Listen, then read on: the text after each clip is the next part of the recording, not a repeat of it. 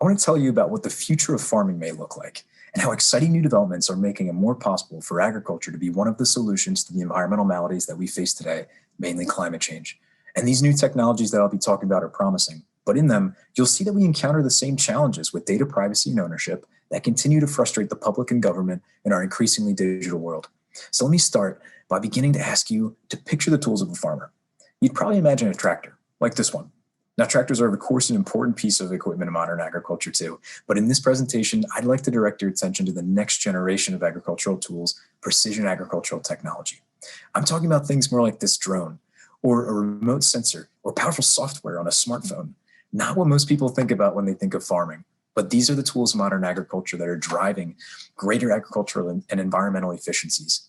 These tools collect massive amounts of data that drive improved decision-making for things like fertilizer and pesticide application, irrigation rates, the movement of livestock, and so forth. However, with any emerging technology of the information age that we live in, there's more considerations than what meets the eye when big data becomes involved. Now, before I get into the specifics of these new technologies, let me set the stage and tell you about the evolution of modern agriculture, because it's a fantastic story, and it's important to look back at the progress that we've made to get to this exciting new era. Now, beginning in the 20th century, farming began to free itself from the limitations faced since the dawn of agriculture. Mechanization allowed for one piece of equipment to do the same work of a team of horses, like in this picture.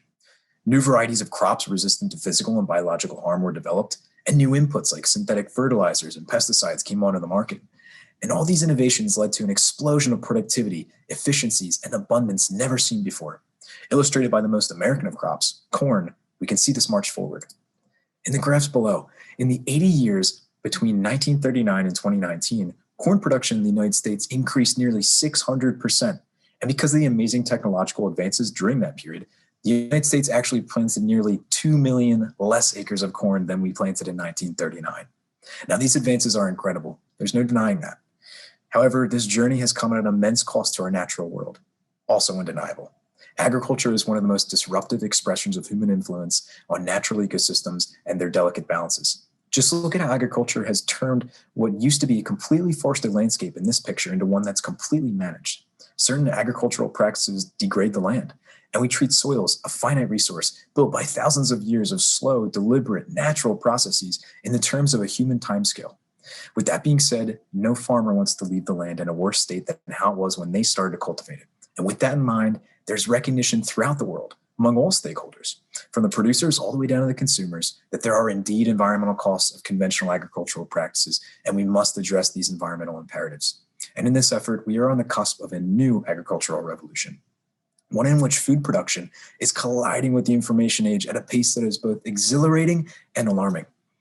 Now, to explain what all this means, let's get back to the drones. In general, precision agricultural technology is allowing farmers to improve their decision-making, to reduce environmental impact, while increasing economic efficiency. And this improved decision-making is driven by analyzing the massive amounts of data that these tools collect.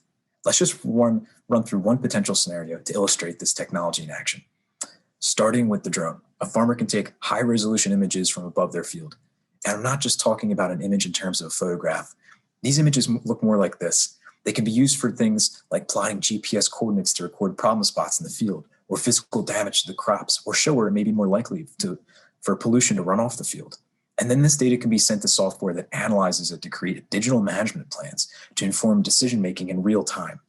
Decisions like what areas of field may need less fertilizers or pesticides, or where crops have been planted too densely or too sparsely. And all these choices matter for an enterprise like farming, where the profit margin is so thin that reducing the cost to operate and buying less inputs makes a huge difference in total profit at the end of the season. And as I mentioned, there are immense environmental benefits to be derived from these decisions. In this example, taking a more targeted approach to fertilizer application means less pollution.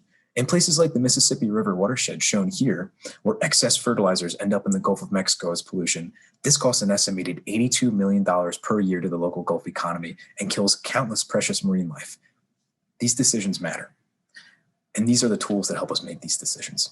It's pretty cool, right? Now, I said before that agriculture is entering the information age at a rate that's both exhilarating and alarming. And it's time for the alarming part. What I'm referring to is big data in agriculture. And by big data, what I'm talking about here is the massive amounts of information generated by the farmer through their use of these numerous tools. It's currently estimated that the average farm using these advanced technologies generates about 500,000 data points a day. And these data points are things like soil moisture, nutrients, how much sunlight touches a certain part of the field, and so forth. And these are essential for agricultural software to generate the management plans for the farmer to minimize environmental impact while reducing costs and inputs. And while the goal of this data generation and analysis is well-intentioned, the questions around data ownership and privacy are still unanswered in agriculture. And these are the same questions that we hear about in the news regarding other forms of technology that function based on big data. Think of your smartphone, your tablet, or your laptop. Think of social media and online advertising. The same issues that these sectors face in agricultural data gathered through these new tools is faced in that as well. So for one, nobody actually knows who owns the data. You'd think it would be the farmers who gathered on their land, but there's no law or regulation in the United States which assures that. It's unclear whether they own it, the company that analyzes it, the company that stores the data, if they're separate from those other two parties. It's unclear and different in every case. And with ownership concerns come privacy concerns. Farming is a competitive business, and how can we ensure 100% that one competitor's data isn't getting in the hands of another? Or even, how is there a way to ensure that the data of a whole region of farmers using a technology with the express intention of using less of an input like a fertilizer or a pesticide isn't ending up in the hands of a company that produces those very inputs? How is the supply chain affected by the knowledge of a buyer's habits so precisely being possessed by the seller of that product? What I'm trying to get here is this message. Safeguards ought to be put up to protect the data of farmers. Now, I don't have enough time in this presentation to lay out exactly how that should be done, but what I can say is that these protections should come in the form of sensible public policies that serve to do things like clarify data ownership, privacy protections, even clarity on where this data should be stored because that's unresolved.